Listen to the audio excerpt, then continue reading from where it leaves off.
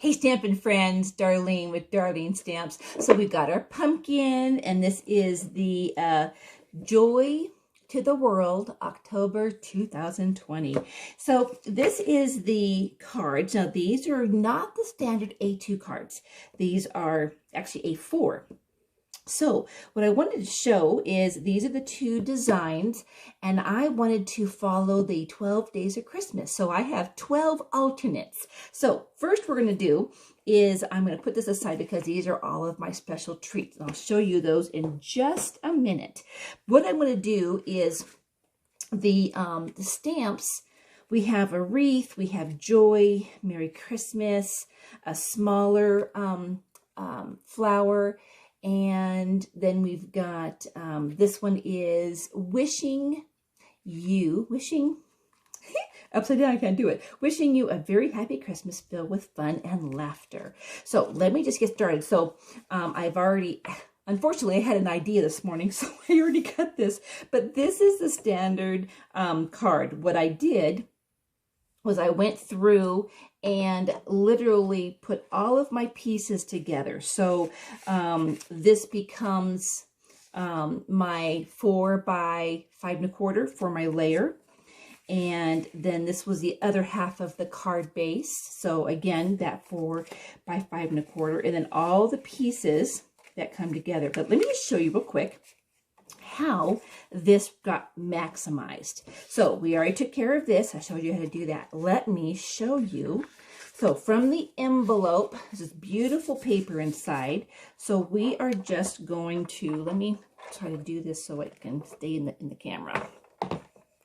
Okay, so we're going to take and just shave off just a little bit of that edge on both sides.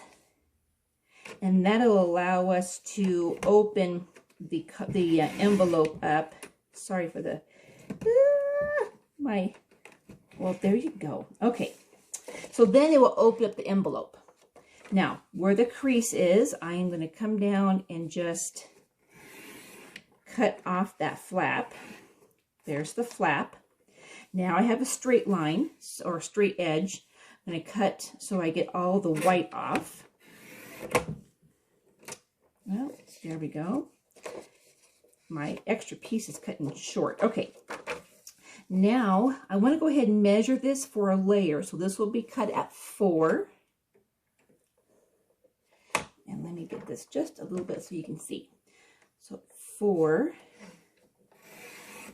Okay, keep this piece. Then we're going to cut this at 5 1/4. There. Now we have a great layer piece. Now, with this, okay, this is the other side of that envelope. We are just going to get the edges cut off. Now I have my straight side. Cut this down, and I actually went to 4 1/2. So let me come in. And I'm just going to cut all my pieces off. So I'm making this a 3. Oops, there's my edge. Stupid thing. All right, and making it 4 1/2. Great. Now I have a nice layer piece. Now with the flap,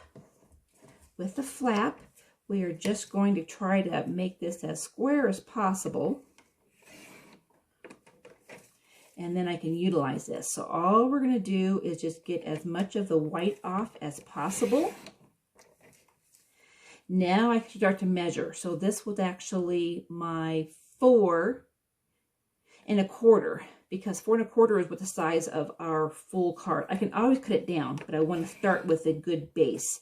And then, because I have a little kink right here from the envelope, I'll come in at what did I do? I did that at 1 1/4. Okay, so there. Those are all scrap pieces, and now I have 3 very good pieces from the envelope. So now let me do. Oh, okay. In the kit comes the words, which are German, French, and English. And so with this, oh, let me use this one. This one has the bones I wanted to show you. So there are 4 of the banners that come in, and this little piece right here, you want to keep that. Here, let me do it this way using glare. You're going to keep this because that gold will come in handy for one of our alternates. But you're going to take the flag banner, and you're going to cut it in half. So it's around 4.5. I just, for the sake of measuring, I just did it in half. So I did it by 2. And then I have an hexagon punch. It's retired, unfortunately. Sorry about that. And so that gives me my piece so that both will have the banner. Voila. And then, here's this. Then you can cut these in half.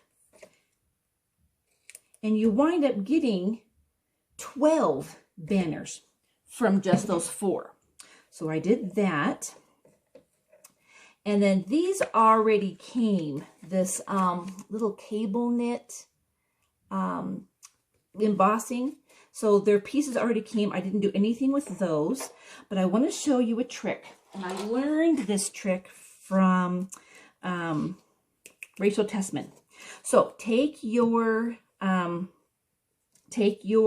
little die cut of your wreath. You want to have the, there's a little notch that's right here. Okay. Put that to your left. All right. And let me put my wreath. Okay. I'm going to get my wreath and put it on a board. Okay, so on your wreath, nope, that's not going to be, that's too light. Red, no, where can I find this? All right, I'm going to have to actually stamp one, and I will use my piece that I've already cut. Oh, here we go. Okay, do you see on here, see how there are these 2 little things with no evergreen in the middle? That's going to be our top. So if you take and find your 2 pieces, okay, call them a leaf cluster. It's the only leaf cluster that has no evergreen in it. Okay, let me try to get in here. Okay, so you have your notch. Your notch goes to your left, and then you're going to take those two evergreens. I just lost it. Where'd it go? There it is. So the 2 evergreens that do not have any, here, that do not have any evergreen right there. Okay, so take those 2, and you have your notch, and when you line this up, you literally put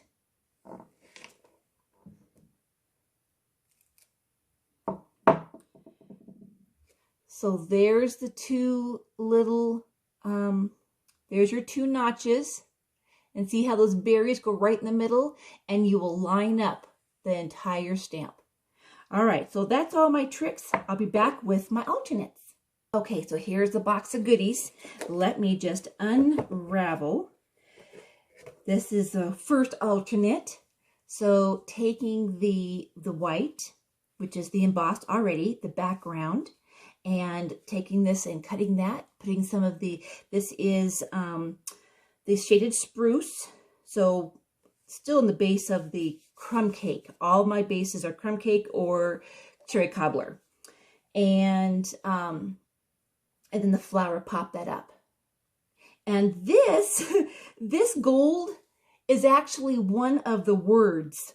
And I just glued it down and then put this on top. So it just kind of peeks out, but it's probably a German or a French word. And I kind of use that. All right. Next one is using that Forever Forest. And I have the background. I use this little strip extra and then some of my trees from In the Pines. And this, whenever you're doing embossing, it's good to do an extra layer. So you'll see there's actually the card base, and then this color. All right, now this is the A-frame.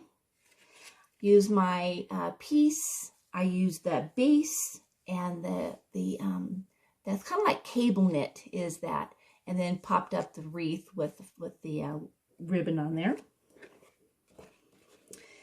This I actually used the saying and took and did a square scallop on that of that layer piece, and then took one of the wreaths, cut it in half so it looks like garland. All right. Using the A-frame again, I did my own background with the stamp wreath, and then layered with my extra. This piece is not as long as it looks. It's just behind there, you can't see it. It's what peeks out both. I had to cut two pieces to get the same words the right way. So there's that. This one doesn't have any layers on it, and it uses the snow front. So using the saying of our stamp set with the little snowman, and since I'm up in Colorado, I just couldn't pass up getting this one. The background with pear pizzazz, and then the spruce, shaded spruce as our main color. This is, you can see the layers here. I used the layer of the DSP from the envelope, and then a little die punch, the flyer behind it, and then there's those banners popping out. Looks like a big old long banner, but it's not. And then this has that stitching that's on that comes with the kit. And there's more. Oh, this one was fun. This one is just using the piece, the white piece we cut from the envelope, stamped my thing on there, added the holly, which is in the kit with the ribbon, and then cherry cobbler is my base. Real simple, real simple. This one was fun. Looks like a little present. We have the flowers, and then used the joy from the lettering that came in, and to the whole world, joy to the whole world, and there's that gold in there.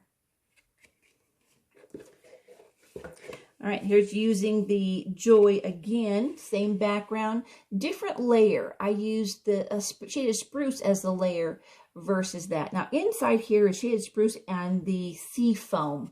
So you could use sea foam. I do have an example with sea foam. And then of course that banner coming out and popping that up. All right, so here's that strip I told you about to keep. Add some bling to it. And these are the pieces. Look familiar? This is from last month. This was actually the